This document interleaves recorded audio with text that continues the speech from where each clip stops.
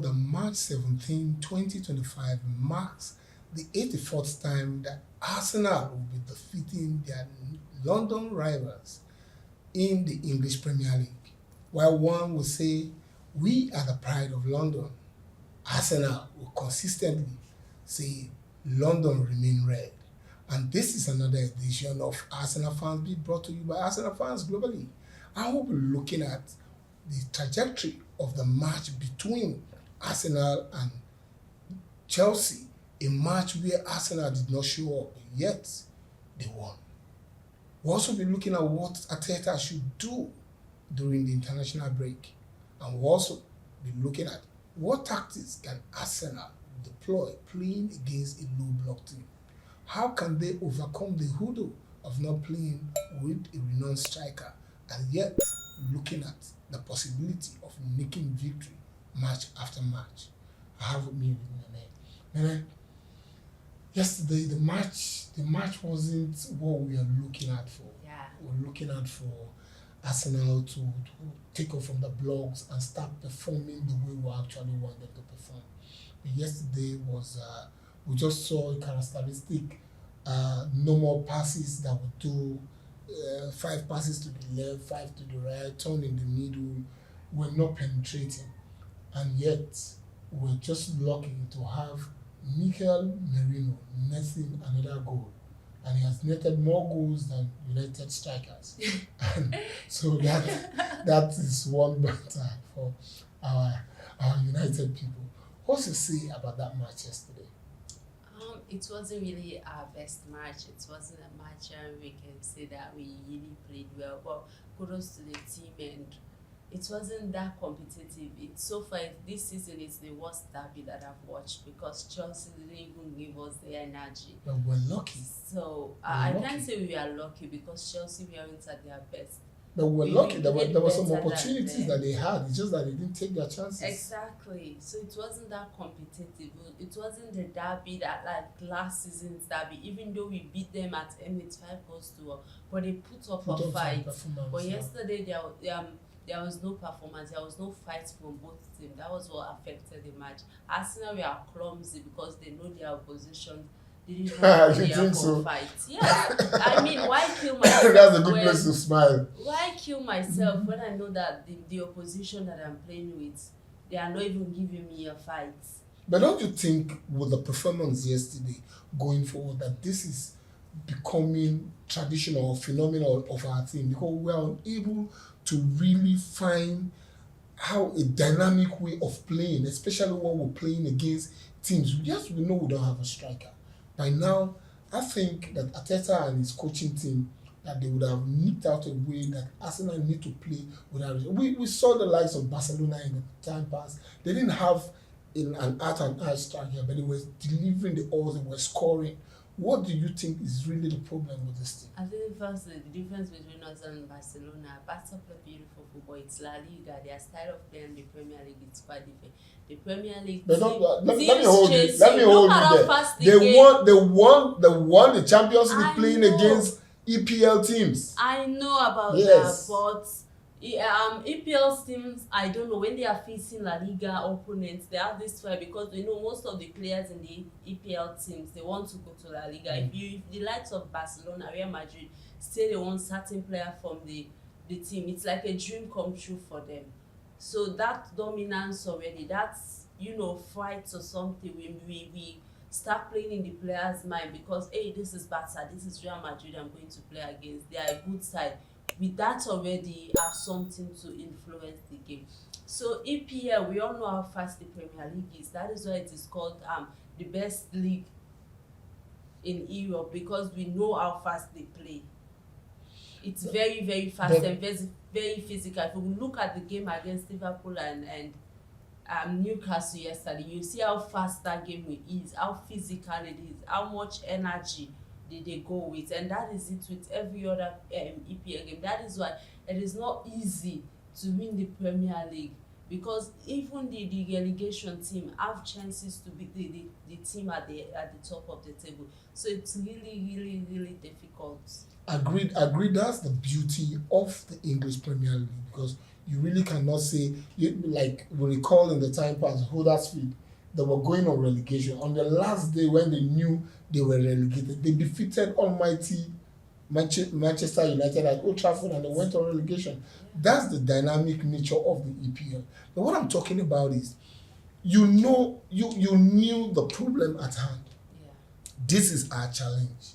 Now you had a platform, an opportunity, a window for you to address this issue. You did not address it. It's not an issue that just emanated yesterday. This is an issue of 4 years down the line. Everyone has been saying, buy a striker, buy a striker. After we let off Aubameyang, we let off Lacazette, buy a striker. We did not. Yes, we had the young lads, Smith Rowe and the likes of them, that were bringing in goals and the smiles came back at the end. But now you lost the Premier League to Manchester City. Even a blind man on the street knew Arsenal needed to buy a striker. But we failed to do that. Now we're playing against teams that are playing low block. We just know all they do is sit back. Just like you said, Chelsea didn't take their chances because they were also clumsy. Yeah. But what we needed to do, we're in the Champions League. So how do we get out of this hoodlum, this cog? I call it cog of going to play against a team like Real Madrid that is star-studded, and yet we're talking about winning, beating them in the Champions League. What I can say is that every game has their own momentum. So far, if you compare statistics in the Champions League and that of the Premier League, it's quite different. Right? We go with a fight. The way we play in the Champions League, all of our Champions League matches put up total energy. Except for the one we played against PSV at the Emirates. At the Emirates, because everybody knows we are already qualified. Why should I, like I said earlier, why should I kill myself when my opponent is not bringing in a fight to me? So that is it. With that, even me, I won't take it as that of a pressure, because it's a team I've already scored 7 goals against. It's quite impossible for them to, come back and win over us. So of course I need to chill a little bit. Okay. But what I'm saying, yes, we all know Arsenal needs a striker. But if you're looking at it in the business point of view from the board, we lost the league yesterday, but came last season, but came out as the highest goal scoring team. So if I am a businessman, we are scoring goals. It really means that no, we do not lack goals. Christmas doesn't come every day. But we scored all of our past seasons. We scored a very That's good what amount now of we're goals. struggling to but score now goals. We are struggling to score goals. So I'm only looking at it in the business point of view. I'm sure that is where the owners are looking at it as well. These owners are not serious. Yeah, absolutely. If you are looking at it in the football point of view, throughout the summer window, and close to every of Mikel's press conference, he stated here that we need a striker, even if it is not directly. It will either say that these teams bring in players that can change the game. We do not have these players. So he's trying to put it to the board that we need certain players, and they're not giving it to him. So they gambled the league. That is what I can say. I only hope for a change. Before I come to the issue of the Cronkies, let's also look at what happened in that match yesterday. Where did you think that Arteta got his tactical know-how wrong? Because I think yesterday boils down to formation. It boils down to formation. We see players like Martinelli fluffing their lines the way they always do. So, and you cannot take it away from him. He's just coming back from injury. So my question is, why did you start him? Do you think it was right of Arteta to have started him? You are one of the fans. The thing is that we like complaining. I think we need to accept this. Arsenal fans always find a reason to complain. Good. You are one of the fans that said that players need to be playing matches so that they can pick up back their form. They can't sit in the bench and pick up their form. You also say that certain players need to be rested and giving other players chances. So maybe that is the point of view Mikel see that. Okay. So, let me even though I didn't want that to happen, I was saying that whenever he's having a good season, why let him Martinelli? But maybe it's a now you just answered my question. Maybe look at it in this way. Chelsea are attacking side. Martinelli is a player we know for his pace, and he's coming to face Cucurella. And he is smart, he is experienced, he has played against this player before, and Waneri hasn't. So the possibility of Martinelli knowing how to deal with Cucurella, he's a very good defender. Waneri doesn't have that. So I think that in a tactical point of view, that is also a good thing. Although Martinelli did not stood up to the responsibility, and Mikel should have taken him off the game a long time ago, but it didn't happen. So it looks Mikel wanted it to happen in a positive way, but Martinelli didn't stood up. So that we know Martinelli for his 100 meters breeze running, and he will get to the last line, raise his head, will lose the ball and return. That's why I always call him an improved Garnacho. But the problem I have with him is that you are a player. You are a player. You've been playing season in, season out. You should be able to go back and review your personal contribution in games.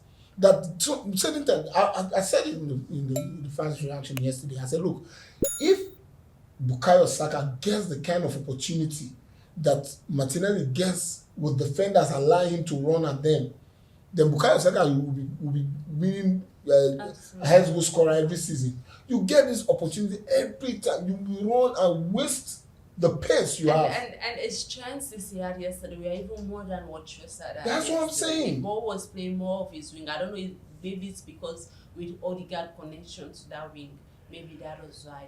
But anyways, Martinelli really needs to improve, and if it doesn't, I think that in this summer we need to stop being sentimental and being brutal. Let's go starting players and getting other players. Because we are open to win trophies. We are open to be the best team, and if we want to be the best team, players needs to know that they have to be the best, and if they can't be the best, then they need to let them go. Now that brings us to the point. Yeah, we need to win trophy. Yeah. The international break is here. What do we expect? What do you expect Arteta to do in order to change the paradigm of this team? Because if we continue with the way we're playing, we're never going to get out of the woods. But I really, it's going to be an exhausting international break. The only good side is that if you look at it, some of our defenders will be facing Real Madrid strikers. They'll be playing together, so they are going to learn one or two things from them whilst they are training together. And if possible, if Gabriel or Saliba can just eat Mbappe's somewhere a little bit, or eat Rodrigo Vinicius, so that they can stay back, because the attacking pace of Madrid. Mm-hmm. So if players like Rodrigo are out on injury, Vinicius or Mbappe, it will be good for us. But they are my team, though, so I want that to happen. I love Brazil. So I think that if they are playing together, they will learn two things. They will be facing them in the training session. They will know how good, what tactics this player play, what's the style of play of this certain player. So it's a little bit good thing. I'm just scared for injuries for our key players, because international break most of the time comes back with bad news, injuries. Okay, how do you expect Arteta to address the issue of not being able to score goals? Because we see most of our passes in the final third, they are not penetrating enough. I think it's a good thing there's an international break. It will give Arteta and the backroom staff to study Real Madrid very well, study their style of play, and improve in their tactics. And the way we are in, we know we can score goals, but let's find a way to hold some of their key players and make use of, even if it is one opportunity we have to score goals. So it's a good thing. Maybe it's time for us to practice at set piece again. It was a set piece goal yesterday for Merino. At least we are back to, we are a little bit happy to see something that we used to break out low block team from is coming alive again. So if they can study that very well, I believe that we can, do something. Okay, on my part, I think Arteta should also look at this idea of, we scored against United because we took a shot from outside the box. Now, why is the team not shooting? Do we have a problem with our shooting boots that we cannot shoot? We've seen, what's his name, Thomas Partey score from outside the box. So why are we not shooting? Because the opportunity is always there for us to shoot, but we keep passing the ball and passing to the point. Sometimes I get very upset with Odegaard. Like I said, the coach can tell you something, but can't hold your foot in the pitch and do that. And he has limited option of players. If he bench Odegaard, who will step up? There's nobody. So we really need to understand Mikel, even though we can say that some of these problems are his fault, but let's forget about the mistake and try to be reasonable at some point. If you bench certain players, who is going to play? Who will step up? If the team see that if there are players with hunger, like we actually know the influence of Odegaard in the team, the like of Declan Rice and Thomas Partey. At least if Partey bench, Jorginho can come in. He can't give exactly what Partey give, but he also have his qualities. He has his killer passes that he can make. But if Odegaard is sitting on the bench, who will step up? We need Waneri for Saka's wing. If they're all Saka, we can say okay, Waneri can come in. So if Declan Rice is in the bench, who can come in and step up and give us what Dec is giving? Nobody. Okay, talking about who can come from the bench to give us what the players on the pitch are giving us when there is injury or when they are tired. The question now I want to ask you lastly, Nene, is so far we've lost the English Premier League 3 times. What lessons do you think Arteta had been able to learn in the last 3 seasons? Because it is still the same story. Yeah, I think. And just like Patrick Evra said, I'll keep on saying it, say Arsenal is Netflix. Yeah. So now we're talking about next season. Now I'm not looking at next season because if we don't buy the right kind of players, they're not going to give me no hope, because time after time we've seen that Arsenal will have a good, formidable first 11, but our bench is nothing to write home about. When are we going to address that issue? So far, this is hell-bent on the shoulders of the coach, because I want to look at what lessons have you learned from the first season you lost to Man City, second season you lost to Man City, and all of a sudden, and Slot just came from nowhere and is snatching the title again from you. I think some Arsenal fans will have hope, because looking at the past 2 games with Liverpool, it's like the team is getting tired. So the question is, how consistent can we be? Exactly. Can you take your chances? That is the other thing. That's the question. If we can be go ruthless out and win our remaining yes, if we can be ruthless, scoring goals, because now it has to do with, even if we catch up with Liverpool, what about the goals? Yeah. You have to be ruthless. That's the question I always ask. Do we create chances? We create avalanche of scoring opportunities, but we don't nick them.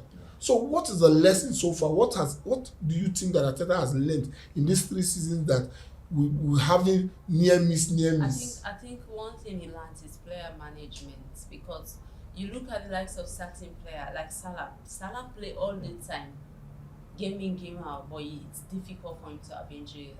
We look at Bruno Fernandes of United. He played in every time, but it's difficult for him to have injuries. And we keep on having injuries. So he learns player management at some point wherein, even though some of his key players were out most of the season, there are players that we maintain. We didn't actually, yes, we maintain. Because second position, we have been there for the past 2 seasons with these players being revived and all, but we maintain. Is it 1 season back or 2 seasons back? We lost the league because our key player like Saliba got an injury and the bench couldn't prove it. Holding came in. He didn't defend us. He couldn't hold anything. Absolutely. I don't know. They can say name the fella, but so if players like can step up, and we can have some managed players, because in games when we've got red cards, especially the match against Man City, we are still managed to through that game, and you see how much Man City players were celebrating because they know the intensity of that match. They know how much pressure that match holds. So he's trying, the team is trying, the players are trying. They are trying to revive themselves, but it's not easy. These people are humans, so although people might say that this is what they have been paying them to do, but at some point we need to try and understand a little bit. And Mikel has been trying. He had learned player management. I think one thing that also will help the main team is our academy. Our academy team needs to try to be solid, because if we can have in the academy 5 players like the like of Skelly and Waneri every season, it's good for the team, it's good for the first team. We have been trying. Unfortunately, we had them and we lost 2 good ones to United. Yeah, unfortunately. 2 good ones. And I could see the intensity of play from Chide. So I'm beginning to wonder that if Chide Obi Martins was not allowed to leave, you can imagine the kind of opportunity he would have had in this Arsenal team, because he'll be scoring goals. But Chide doesn't want to be with us, so he left. those that want to. Because it was not guaranteed playing time. Yeah, I know, but still he left. You can't. Okay, in a normal day, if there was no injury, you can't leave certain players and start somebody like that. The risk is too much. So if he wanted to say, if he wanted to be in the team, he should have, no matter what. We haven't been winning trophies, and Real Madrid want to get Saliba, but he says no. This is my club. He stood by us. You saw at some point, Henry went to Barca, but he still came back to Arsenal. That is, we want players like that, because we have players that choose the club. This player will do anything for the club. Anyways, so one last word from you, because it's international break and we're looking, definitely we're still going to come back. Yeah. So one last word from you to the fans. I'm always worried when it's international break. Even though I want some of the country teams to succeed, I want my the likes of what's your fear? Madrid to what's your fear about international break? Like, it's crazy, the injuries. We lost Odegaard most of the season because of international break. And he's a key player for his country. He's the captain of his country. We can't say we hold him back. Dek is very important for England. Yeah. We can't say we hold him back. Unfortunately, Saka is out on injury, which is a little bit good because he's coming back very soon for us. And I think he'll be back after the international break. Yeah, he will be. And he didn't went there. So I just think that the international break, players themselves need to protect each other, because they get injuries from clashing with each other. So they need to protect each other for the good of the game and for their own good as well, because there are some certain players where if you play like the like of Ibrahimovic, you played him back, it's going to play you back. Yeah. So for us to do good for the country and our club, we need to protect each other. So I think the players really need to do that for themselves, and the coaches as well, because some players, the physicality of some certain trainings as well lead to injury. Some players got injury from training sessions, so they need to really be careful with these guys. Okay, that's the last one from Nene. Yes, players that are going on international break, playing for their countries, you need to be careful. Ensure that you return back uninjured and more formidable. And that's how it's been on this edition of Arsenal Fans Beat. And on my own part, I just want to continue to crave your kind indulgence, to share, to subscribe, and keep on reposting every video we post. If you click on the notification bell, you will be the first to be notified that there is a new posting for you. Until then, it is come on, you Gunners.